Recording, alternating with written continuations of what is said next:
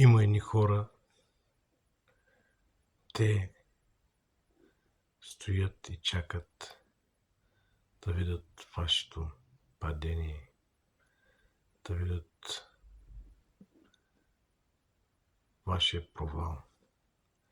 Те искат да видят на земята паднали, объркани, болни, нещастни.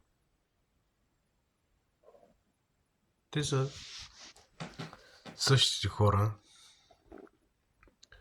които казаха на Исус: ако си Божий син, слез от кръста и ние ще повярваме, че ти си Господ.